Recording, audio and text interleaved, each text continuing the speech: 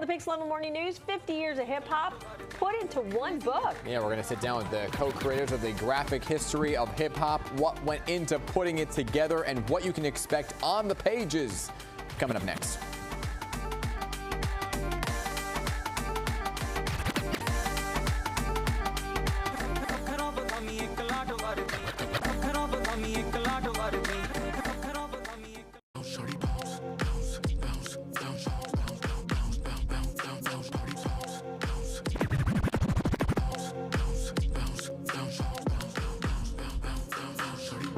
Thank you, DJ Sharad, bringing us back from commercial break. 9:15, everybody, and it is happening. New York Comic Con is up and running over the Javits Center yesterday. The co-creators of the Graphic History of Hip Hop Volume 1 helped kick things off, participating in a panel there. Yeah, this morning they're bringing us all into the conversation. So please welcome Dr. Walter Greason, author and preeminent Afrofuturism historian. That's right. That's right. And Tim Felder, illustrator and OG visual Afrofuturist. What are you working on over there? I am trying desperately to draw images of both of you. Oh my gosh! I've gotten yours done. Okay. I'm still working on yours. Okay. I'm not going to show yours yet. Okay. I'll show yours in a moment. All right, very good. First of all, impressive titles Yes. there. But what exactly is Afrofuturism?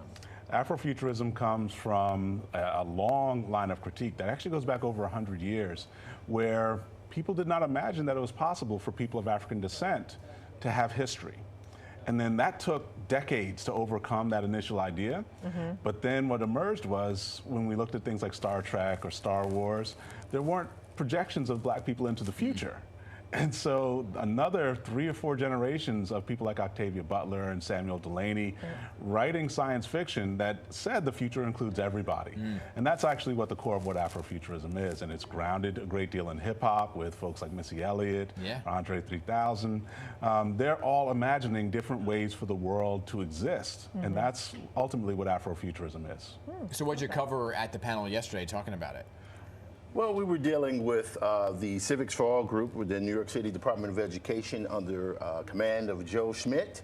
And they brought us together 2 years ago, well, a year ago, and we produced a book. So yesterday's panel at the Comic-Con was covering all of their books. So they actually have a booth, a spot in the Family HQ at New York City Comic-Con where they give all of their books away for free. Nice. Wow. But they were great with letting us not only sign our free books, but to do our graphic novel version. Oh, that's So awesome. this is the new one, right? The Graphic History of Hip Hop. Exactly, exactly. What It started out as a 22-page comic, and now it's a 92-page They graphic. gave out 100,000 copies to schools Really? across the city last year. That. And the kickoff was wild. We went out to Queens and got mobbed by hundreds of junior high schoolers who would not let us out the building until we got their copies, until we signed their copies.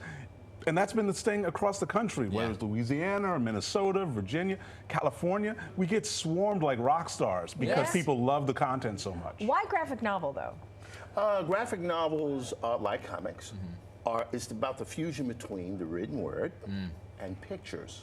Stories are much more easily conveyed when you have both of the dance between each. And people love comics, they love stories, they love visuals.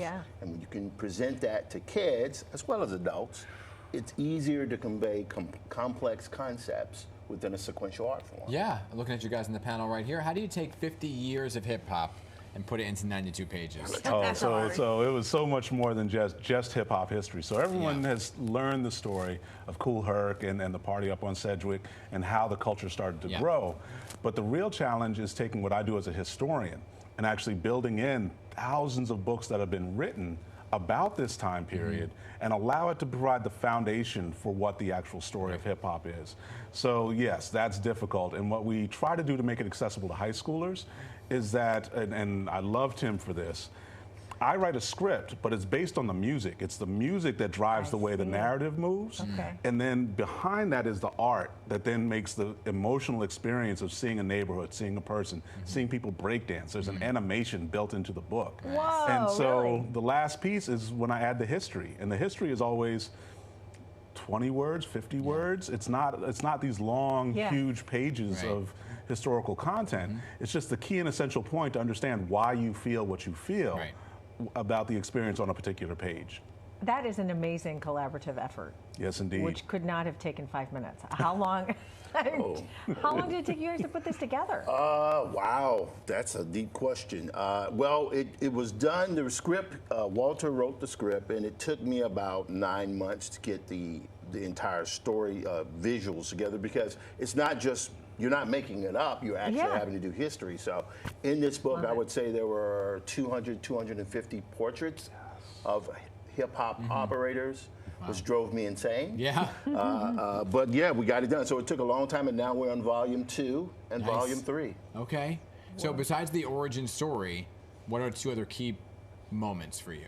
2 other key moments. So there's a lot. So for us, when we did the graphic novel, we start with both the Civil Rights Act of '64 and the Voting Rights Act of 1965, and that leads us up to the kind of spoken word poetry that emerged in the late 60s.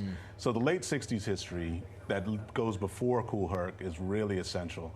And then I would say the second piece that I think people comment on a lot is when we start to talk about the global impact of hip hop. So in the mid 80s to the early 90s, the end of apartheid in South Africa, the way hip hop both championed a free South Africa, but then also celebrated Mandela's presidency, and the way that the world became more democratic through the early 1990s.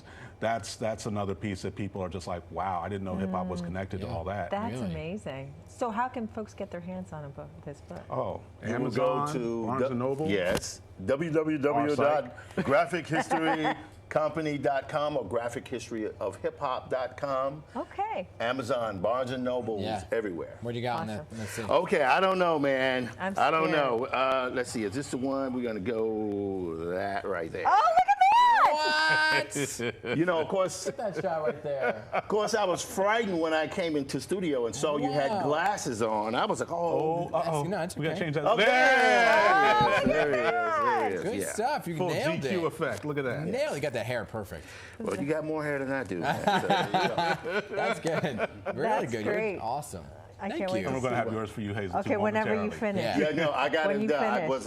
was not ready to show that. I'm not doing Okay, that. that's okay. Good stuff. Great to have both of you here. Good Thanks, stuff all around, guys. right? Love PIX. Thank you for what you do. Oh, This love was you. my favorite Thanks. station growing up, so it's just tremendous to be here with you. We Pix, like pix, hearing pix. that. We like hearing that, Thank all you. right? Get yourself a copy of that book, everybody. 9:22. Let's get back outside to Ben.